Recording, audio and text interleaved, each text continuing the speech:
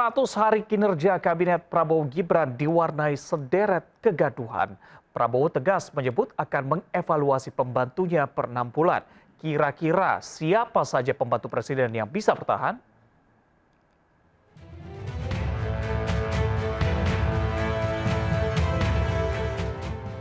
Dilantik sejak 21 Oktober 2024, beberapa pembantu Prabowo Gibran diterpa sederet kontroversi.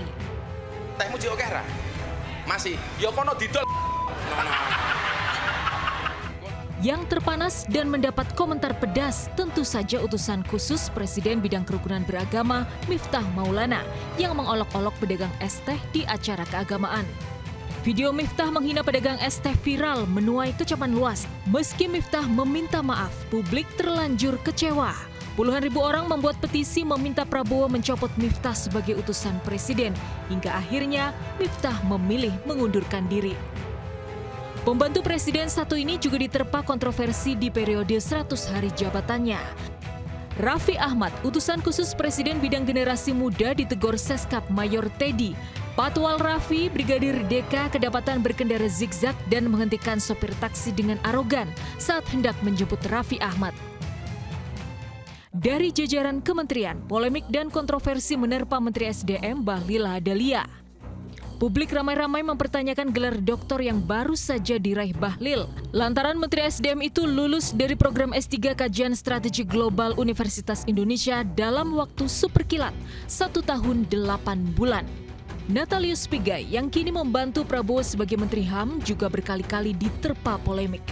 Menteri asal Papua ini menjadi sorotan saat baru menjabat karena meminta anggaran kementerian 20 triliun, melonjak drastis dari sebelumnya 60 miliar. Mantan aktivis HAM itu juga kembali disorot saat memberikan arahan integritas pada jajarannya. Saya sudah 13 tahun tidak punya istri, cuma 3 pacar. Kegaduhan terbaru muncul dari Kementerian Pendidikan Tinggi, Sains, dan Teknologi. Menteri Dikti Saintek, Satrio Sumantri Brojonegoro, disoraki dan didemo ratusan pegawainya karena dianggap arogan dan sewenang-wenang. Menteri yang baru menjabat 3 bulan ini dinilai kerap marah dan kasar memecat pegawai secara sepihak. Namun Satrio menyangkal menganggap demo pegawai akibat adanya mutasi besar-besaran di tubuh kementerian. Tim Liputan iNews melaporkan. Banjir yang menerjang Kabupaten Landa, Kalimantan Barat dimanfaatkan warga untuk mendulang rezeki. Korban banjir memanfaatkan momen banjir dengan berjualan gorengan. Tak disangka dalam sekejap gorengan pun ludes diserbu warga. Puluhan warga menyerbu agen gas LPG di Jalan C Karanganyar, Sawah Besar, Jakarta Pusat. Warga rela antri berdesakan setelah terjadi kelangkaan tabung gas LPG di pasaran. Harga tabung gas LPG 3 kg kini tembus Rp25.000 per tabung.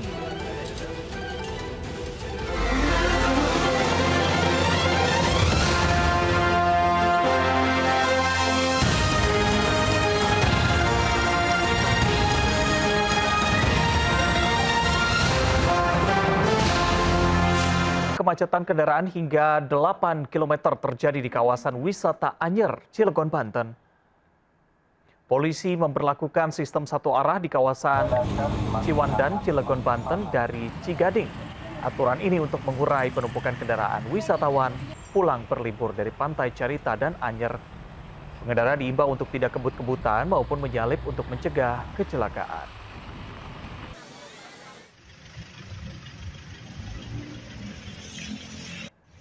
Kemacetan saat libur panjang juga terjadi di jalur wisata menuju Puncak Bogor, Jawa Barat, tepatnya di kawasan Simpang Gadok. Polisi masih menerapkan rekayasa lalu lintas, sistem ganjil genap, dan sistem satu arah hingga pukul 9 pagi tadi. Tercatat sekitar 10.000 kendaraan melintas di jalur Puncak pagi tadi. Kemacetan menuju kawasan Puncak diprediksi akan terus terjadi hingga Rabu besok. Pemirsa, pembunuhan mutilasi wanita di dalam koper di Ngawi, Jawa Timur mengungkap hubungan asmara terlarang. Pelaku ternyata bukan suami sirih korban dan memiliki hubungan asmara selama 3 tahun. Pelaku cemburu karena korban berhubungan dengan pria lain.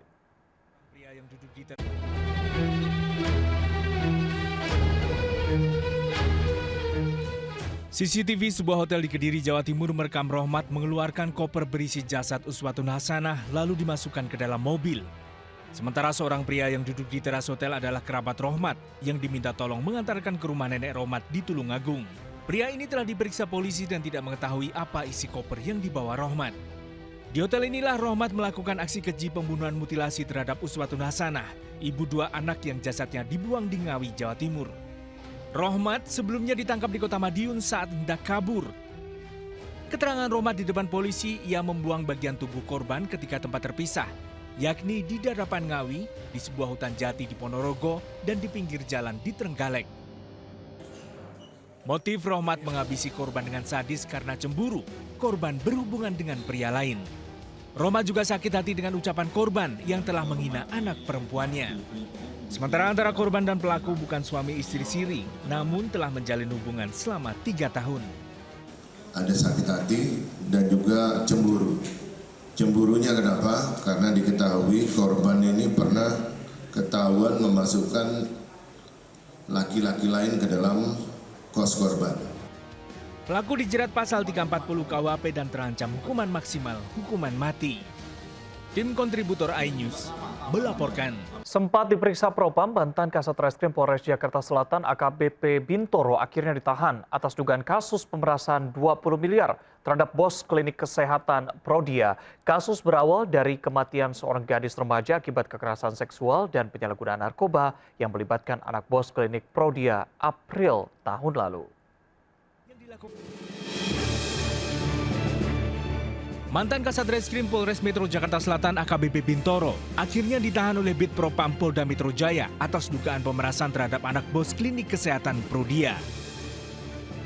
Dugaan pemerasan ini berawal dari kasus kekerasan seksual dan penyalahgunaan narkoba terhadap 2 remaja putri yang dilakukan oleh tersangka Arif Nugraha dan Bayu Hartono, anak bos Prodia, April 2024 lalu. Kasus ini mengakibatkan salah satu remaja putri tewas di sebuah hotel di Jakarta Selatan. Diduga AKBP Bintoro memeras sebesar 20 miliar rupiah dengan iming-iming menghentikan penyidikan serta membebaskan tersangka. Namun saat ini proses perkaranya telah dinyatakan P21 dan siap disidangkan. AKBP Bintoro akhirnya digugat di PN Jaksel atas tuduhan pemerasan, menerima uang 5 miliar dalam bentuk tunai dan 1,6 miliar yang dikirim transfer. AKBP Bintoro pun buka suara karena menilai dirinya telah difitnah. Karena kami tidak menghentikan perkara yang dilaporkan, selanjutnya pihak TSK atas nama AN tidak terima dan memviralkan berita bohong tentang saya melakukan pemerasan terhadap yang bersangkutan. Faktanya semua ini fitnah. Dari kemarin saya telah dilakukan pemeriksaan oleh Propam Polda Metro Jaya. AKBP Bintoro saat ini ditahan untuk pemeriksaan lebih lanjut. Dari Jakarta, Helmi Sanjangpati, iNews melaporkan. 7 orang pekerja terluka akibat tertimpa beton penahan menara antena jaringan telepon seluler atau BTS yang ambruk di Jalan Mistra Raya, Kafling Bumi Indah Sejahtera, Tambun, Kabupaten Bekasi, Jawa Barat. 2 orang pekerja terjepit beton, 1 diantaranya tewas. Insiden ini terjadi saat pekerja membuka bekisting atau tutup cor beton penahan pada bagian kaki menara BTS. Diduga akibat kesalahan konstruksi, beton penahan ambruk, tak kuat menahan beban besi menara BTS yang berbobot puluhan ton. Tergantung dari kontraktornya, karena kita nggak bisa melihat daripada konstruksinya. Kalau dia ngambil dari bawah, mungkin kalau di atas begitu kan safety-nya kan kurang. Pak, tapi pekerja ini pakai alat pengaman sih saat bekerja, Pak? Ya. Enggak. Ya. Tadi saya tanya, Pak, kamu pakai safety enggak? Anda pakai safety semua. Akibat ambruknya beton penahan, menara dalam posisi miring dan diperlukan alat berat untuk menstabilkan posisi menara agar tidak menimpa permukiman warga. Dari Kabupaten Bekasi, Jawa Barat, Didit Junaidi, iNews melaporkan. Pemirsa, puluhan mama di Sawah Besar, Jakarta Pusat menyerbu agen gas LPG. Ini terjadi akibat kelangkaan tabung gas LPG 3 kg sejak sepekan terakhir.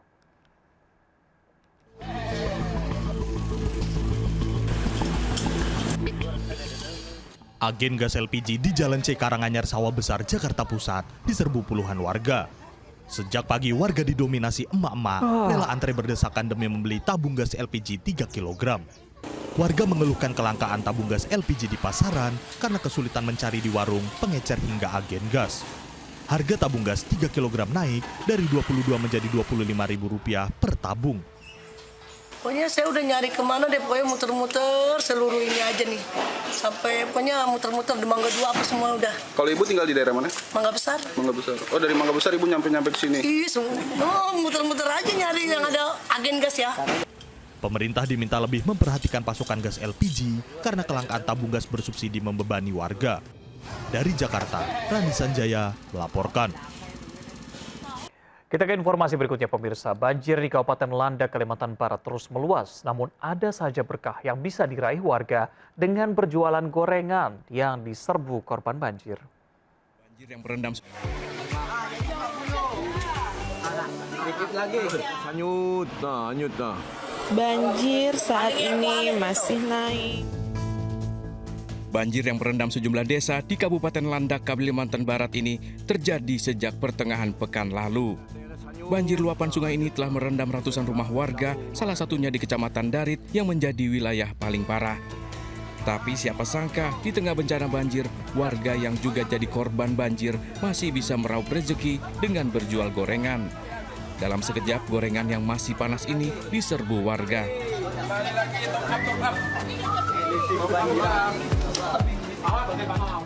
Banjir yang terjadi sejak Kamis pekan lalu saat ini dilaporkan masih terjadi, namun sudah berangsur surut. BPBD meminta warga untuk mewaspadai meluasnya banjir karena kiriman air dari hulu masih juga terjadi dalam beberapa hari ke depan. Dari Pontianak, Kalimantan Barat, Uun Yuniar melaporkan. Pemirsa, seekor buaya berukuran 2 meter muncul di Kali Cengkareng Drain, kawasan Pantai Indah Kapuk Penjaringan, Jakarta Utara. Buaya itu sering muncul saat siang hari. Seekor buaya muncul di permukaan Kali Cengkareng Drain, kawasan Pantai Indah Kapuk, Jakarta Utara. Diperkirakan buaya ini memiliki panjang hingga 2 meter dan sesekali muncul saat siang hari. Menurut petugas UPS Badan Air yang bekerja di Kali Cengkareng Drain, kemunculan buaya berbeda-beda ukurannya, mengingat terdapat 4 ekor buaya di sepanjang aliran Cengkareng dengan ukuran 1 hingga 2 meter. Buaya sendiri muncul ke permukaan untuk berjemur di bawah sinar matahari.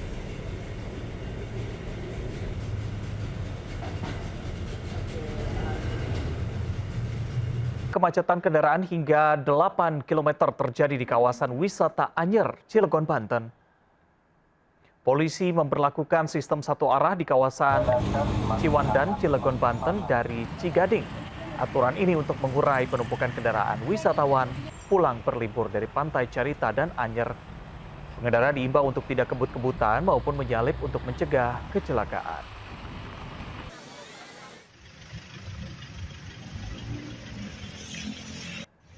Kemacetan saat libur panjang juga terjadi di jalur wisata menuju Puncak Bogor, Jawa Barat, tepatnya di kawasan Simpang Gadok. Polisi masih menerapkan rekayasa lalu lintas, sistem ganjil genap, dan sistem satu arah hingga pukul 9 pagi tadi. Tercatat sekitar 10.000 kendaraan melintas di jalur Puncak pagi tadi. Kemacetan menuju kawasan Puncak diprediksi akan terus terjadi hingga Rabu besok. Meski ada insiden penembakan WNI, Presiden Prabowo tetap melanjutkan lawatan ke Malaysia Senin kemarin. Salah satunya memenuhi undangan Raja Malaysia yang di-Pertuan Agong Sultan Ibrahim. Prabowo bahkan dianugerahi Darjah Kerabat Johor, gelar yang sangat dihormati. Sultan Ibrahim juga menyelenggarakan jamuan kenegaraan bagi Prabowo dan delegasi. Di Malaysia, Prabowo juga bertemu Perdana Menteri Anwar Ibrahim sekaligus membahas insiden penembakan 5 WNI. Secara resmi, Indonesia juga akan mengirimkan nota diplomatik mendesak investigasi mendalam atas kasus penembakan WNI. Tapi yang pasti yang kami lihat di sini ada dugaan penggunaan kekuatan berlebihan. Karena sebetulnya kalau bicara soal pekerja migran ini kan bisa hanya ditangkap aja atau gimana, tidak perlu sampai penggunaan sampai ditembak seperti itu ya. Tim Liputan iNews melaporkan. Kemacetan kendaraan hingga 8 km terjadi di kawasan wisata Anyer, Cilegon, Banten. Polisi memberlakukan sistem satu arah di kawasan Ciwandan, Cilegon, Banten dari Cigading.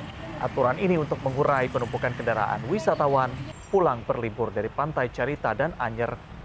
Pengendara diimbau untuk tidak kebut-kebutan maupun menyalip untuk mencegah kecelakaan.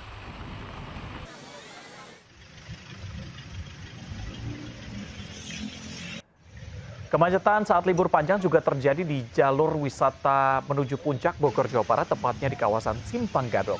Polisi masih menerapkan rekayasa lalu lintas, sistem ganjil genap, dan sistem satu arah hingga pukul 9 pagi tadi. Tercatat sekitar 10.000 kendaraan melintas di jalur Puncak pagi tadi. Kemacetan menuju kawasan Puncak diprediksi akan terus terjadi hingga Rabu besok. Pemirsa, seorang pencuri nekat menyatroni rumah milik anggota polisi di Depok, Jawa Barat. Pelaku yang membawa senjata api terekam CCTV. Menenteng senjata api, pencuri ini leluasa beraksi di rumah milik anggota polisi di Jatimulia, Cilodong, Depok, Jawa Barat. Saat kejadian, rumah sedang kosong. Pencurian dipergoki oleh kerabat yang mendapat laporan ada 2 motor mencurigakan di depan rumah korban. Pelaku melepas tembakan saat kabur. Keluar dari sana, dari rumah, ke depan itu cuma ada motor, nunggu 2 motor. Udah. Berikutnya, 100 hari kinerja Kabinet Prabowo Gibran diwarnai sederet kegaduhan. Prabowo tegas menyebut akan mengevaluasi pembantunya per 6 bulan. Kira-kira siapa saja pembantu presiden yang bisa bertahan?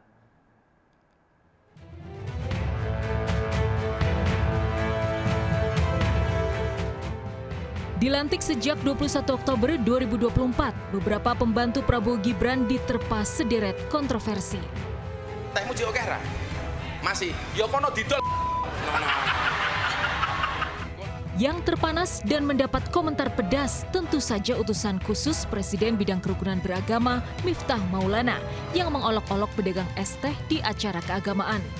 Video Miftah menghina pedagang es teh viral menuai kecaman luas. Meski Miftah meminta maaf, publik terlanjur kecewa. Puluhan ribu orang membuat petisi meminta Prabowo mencopot Miftah sebagai utusan presiden. Hingga akhirnya Miftah memilih mengundurkan diri. Pembantu presiden satu ini juga diterpa kontroversi di periode 100 hari jabatannya. Raffi Ahmad, utusan khusus Presiden Bidang Generasi Muda, ditegur Seskap Mayor Teddy. Patwal Raffi, Brigadir Deka, kedapatan berkendara zigzag dan menghentikan sopir taksi dengan arogan saat hendak menjemput Raffi Ahmad.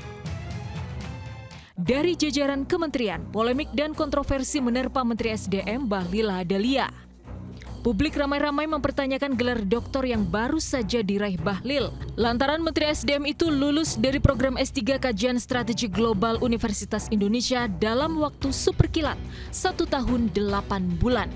Natalius Pigai yang kini membantu Prabowo sebagai Menteri HAM juga berkali-kali diterpa polemik. Menteri asal Papua ini menjadi sorotan saat baru menjabat karena meminta anggaran kementerian 20 triliun, melonjak drastis dari sebelumnya 60 miliar. Mantan aktivis HAM itu juga kembali disorot saat memberikan arahan integritas pada jajarannya. Saya sudah 13 tahun tidak punya istri, cuma 3 pacar. Kegaduhan terbaru muncul dari Kementerian Pendidikan Tinggi, Sains, dan Teknologi. Menteri Dikti Saintek, Satrio Sumantri Brojonegoro, disoraki dan didemo ratusan pegawainya karena dianggap arogan dan sewenang-wenang. Menteri yang baru menjabat 3 bulan ini dinilai kerap marah dan kasar memecat pegawai secara sepihak. Namun Satrio menyangkal menganggap demo pegawai akibat adanya mutasi besar-besaran di tubuh kementerian. Tim Liputan iNews melaporkan. Pemirsa, MNC Land bersama MNC Peduli menggelar senam sehat bersama masyarakat di kawasan Lido City. Ratusan ibu-ibu antusias mengikuti senam sehat di kawasan ekonomi khusus KEK MNC Lido City. Kegiatan yang digelar MNC Land dan MNC Peduli ini menggandeng sejumlah komunitas senam didukung Komite Olahraga Masyarakat Indonesia. Program ini sebagai bentuk komitmen MNC Land dan MNC Peduli sekaligus untuk mempererat hubungan masyarakat.